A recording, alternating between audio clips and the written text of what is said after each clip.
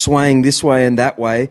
You can't beat as even not being in a band, standing up, just going, yeah, man, like, you know, silently rocking out with some guy over there. I don't even think it has to be genre specific, mate. You know, like if it's live and it's music and it's good, why not? You know. Yeah. So, I'm pretty lucky. I get a varied sort of intake, as you know, from everything from Soundwave through to, like, at the moment, I've been shooting photos with a kid called Harry Naps in Murwillumbah, who he's about to drop his first hip hop album, man, and it's amazing. You know, like for a kid out of Murwillumbah and his local mates, the Much Loved DJs did most of the beats, I think. It's just sick, you know. Yeah. So Yeah. it's still encouraging to see that grassroots level. Just you know, they're like, well, fuck it, we'll make it ourselves, you know. And the album's got heaps of local Gold Coast talent, all sort of guest MCing on it and stuff like that, and it's legit as far as I'm concerned. So Yeah. you know, and everything in between, you know. So I really like it when those acts put a real band behind it. Like You know, I'm speaking my age now, but the Streets. Yeah. Right. So he's he's just like rad. in I the saw kitchen, them Livid, in the bedroom playing a few beats and stuff. But he brought a full band. Yeah. Because when you go to see them, there's nothing like watching a drummer go and bass player going bum bum bum. You know, to recreate it live is where the real cool magic, you know, really crosses over. So the music can be created anywhere now, like and with anything. Yeah. But performance-wise, nothing like watching a couple of dudes on stage enjoying themselves. You're just like, yeah, you guys are enjoying. I wish I could do that, isn't it? Yeah. You know, that will never go away. It doesn't sound like we're enjoying being back on the stage at all, you two, eh? No, we love it. No, we love it. We like what we do. You know, we put a good sound out. Yeah, it's good fun, man. I just love doing other things, and that's good. It's mainly just at this Can't end of believe you town don't around rock out a bit. Currumbin, or Huh? You play a lot down this way, hey? Currumbin, the Sound Lounge, stuff like that. Well, see, I'm in a cover band. Yeah. Yes. Oh, yes. And Let's not talk the about Bastards that, then. here is an original band. Oh, right. Yeah, eh? so it's probably only the second, little bit the second other gig way. the Bastards ever really had, third or second gig. Yep. You know, so it's a bit of a reunion show for fun. I think we're gonna tear it up. We got a shit hot set list. I reckon we got it. We ran through it twice last night, and there's not one shit song on there. We don't do. You know, sounds a bit like wanky to say. We don't do shit songs. If we do a song and it's shit, we stop after about 10 seconds and go look at each other and go, nah. What's your? That just shows passion, if anything. I think there's nothing wrong with that. We all look at each other at the same time, just burst out laughing if it's going wrong. No one's gonna like that on iTunes next week. What's your What's one of your favorite? Like kind of Aussie 90s, even 80s rock, underground rock tracks? I tell you, lately I've been re-listening to the Celibate Rifles again. Yeah. Damo. Yeah. I don't think you can go wrong there. I never even owned their records. Mate. I know. You've never had wax between your toes then, have you? I know. Come on. I know. It's the romance of the Northern Beaches surf lifestyle in the 80s and 90s. And I think that's why I don't own their records, because it was like once I started living in Sydney in 95 or 96, everyone was in love with this band, who obviously everyone loved already. But you know what I mean? When someone likes some things, you're like, yeah. It's like I didn't listen to Led Zeppelin my whole life until I decided to listen to it because someone I didn't like loved Led Zeppelin. You know what I'm saying? Like, what about those girlfriends that listened to all that crap music that you didn't like, and so therefore you don't like those bands for the rest of your life because you're tainted by that? I definitely have a few of those. Yeah. Definitely. I could write that list. It's not a very long list, but it's a definitive one. All right, I've got a good story for you. I got a really good one that I really love to say. And I helped a girl who did sound all over Australia called Pia Davies.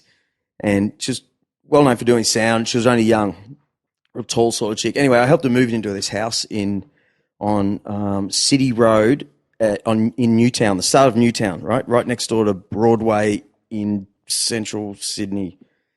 Pretty hectic place. Anyway, I moved into this place and she was staying in this front room, and she said, "I've got this great new song you got to hear. It's great, from Sublime." So this was mid-90s, 96. She goes, "Got to hear this song from Sublime." And I only knew of their name. So she put on Santeria, a song I rate as probably one of the top 10 songs in my world, like a great song. So I'm going, that's a great song. And actually, one of those times where someone presses play on something and you go, oh my God, I love it. Fire. I love it. So I'm sitting down on her bed in this lounge room. Oh no, this bedroom, the front room. I'm telling you this for a reason. And I said, oh man, that's a great song. And she goes, oh, you know who used to live here before I moved in? I go, what? Tim Rogers from UMI. Yeah, right. He wrote Hi-Fi Way. Living in that house. And I'm probably one of the biggest UMI fans of all time. And it just, like, my world turned upside down. Like, I would never forget this day. It was a great moment. And then, and then if you go through Hi-Fi Way, you listen to all the songs that he wrote. It's a real sort of suburban, like waiting for buses, this and that, town hall steps in Sydney. Yeah. I like, there's the track he did with Tex Perkins from the album TNT. And it's called I Hate This City. That's a great track. Yeah. Yeah. He's just saying, you know, I'm not going to go through all the lyrics, but it's a great song, just about just wanting to move on. You know, It's a great track. Yeah. And that album was all kind of almost semi-acoustic, but not some quiet moments on it, but really good. I can't say, like, I saw UMI in the 90s a couple of times. I think, for my mind, they just became that one that was always at every festival, you know, and they were cool, but we just saw them over and over and over, you know, like they were the Triple J darlings for so long. Don't get they me become wrong. your celebrate rivals in a way. Yeah, yeah. You saw them in a different sort of... Yeah, to me, I was just like, oh, yeah, that's cool, but I saw them way too much, I think, and it's a shame because I mean I've seen Tim Rogers a couple of times at like Blues Fest off in a side tent doing his thing now and being the drunk muso and stuff and he's a gifted, talented songwriter. There's no doubt about that, and he tells amazing stories with his songs. But yeah, just for my mind, I think I suppose I never really loved them live. It might have been tied to an ex-girlfriend. Yeah, I think I liked their records before I really liked them live. But to be honest. Yeah, right. See, I was the other way around. I'd come across them live so many times that, I don't think I ever owned a UMI CD at all. So it's like a parallel universe of Celibate Rifles and UMI here, guys. Still a little bit more punk than most people, I suppose. Oh, mate, tell us some stories. I know you've been out there. Some stories. Yeah. Since last time we spoke, I was actually just checking up for Summer Nats. Because I'm pretty sure, a little segue from UMI, I'm pretty sure they just announced their set lineup this week for the musical acts. Like every year on the Thursday, Friday, and Saturday nights of Summer Nats, they have amazing shows. I mean, this year we had Bliss and Esso with their combi on stage and stuff, and they had the combi in the show and shine. You know, yeah, man, it was pretty cool fun having those lads around and. What's that? They got a combi on stage. Oh, it had to be craned up onto the stage and stuff, and they drove it on, and you know the DJ plays from there and stuff. Deal. Yeah, man, and at cool. Probably Australia's premier car event. You know, it's well worthy. Right. You know, so here we are. I was thinking this week of while you do that, I was thinking this week of that film Sound City. With Dave Grohl. Yeah. How he drives around in this really cool old van. Like he's got a van, but he's done it up. So it's still like a band Nothing van. Nothing wrong with vans, eh? No, but he's got a band van. You know, it's probably like a 1978 comma or whatever that thing was. But yeah, it's just... Does it have any round windows in the side? Yes, I'm just going to say yes. Some stripes. Yeah. Speaking of more segues, have you seen Sonic Highways, the actual series? No. Mm-hmm. That's awesome. So they take the Foo Fighters across about 8-9 cities for 8 or 9 episodes. They do an episode in every city, and there's a different style of music, and they get all the bands that influence them to talk about how they influenced each other, and they get them all in the same room, and they do it right, maybe 2 or 3 songs. That's how they recorded that album, but the series is cool. It sounds very cool. I haven't seen it. They do like Motown stuff. They do like Detroit punk. They do Louisiana kind of Mississippi blues and New Orleans. It's awesome. Wow. Yeah, that's the ultimate bit of fun you could have. Just go and trace all your heroes, people you haven't even met, and dig them up and say, "Hey, let's do a song." I've got an interesting story about them. Is that a mate I went to school with? His sister, his cousin has been selling the Foo Fighters t-shirts since day dot. Oh, So right. they're apparently with the Foo Fighters. Their head merch chick. Yeah. I don't know her name, right? But this is we're till recently best mates. Weird story, but anyway, the but the story with her is there's apparently say 8 in the crew, and they're all the head merch chick, the head tour manager. Yep. They're always there. They always tour together. But what they do with their money is invest in movies, invest in things like. What do you think about this guy as a group? So it keeps them as this cool group. Yeah, what do you think about we throw our money behind these films? Or it was films when he told me. You know, I thought that was really cool for a group to do. Well, if anyone ever wants to throw any money at me, I'll always go and make more. Yeah. All right, here's one. If you could make a film tomorrow, what would it be about, Leigh Kelly? I definitely think it'd be Aboriginal culture related. Yeah. My thirst for knowledge in that field is unwaning, like some nights it keeps me awake at night, I'm keen to learn as much about our Indigenous culture in this country as possible, and I'm lucky enough that I'm involved with a couple of groups that do the work, and got a couple of really cool Indigenous mentors and stuff that, Uncle Frank's a prime example today.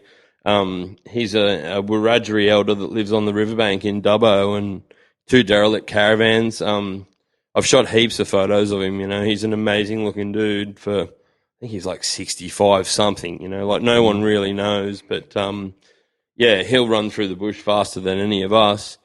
Today, he was doing community work in the local housing commission estate with some groups, just cleaning up the neighbourhood, trying to give people back their sense of pride and go, look, we understand the situation you're in, but instead of focusing on the negative, let's just do positive stuff together and really move forward, and a part of that is, really recognising the history and the culture and the song lines and, visiting the places that are important, so. I've got one of those coming up where we're going out to a township called Brewarrina. I hope I said it right. There's a lot of letters.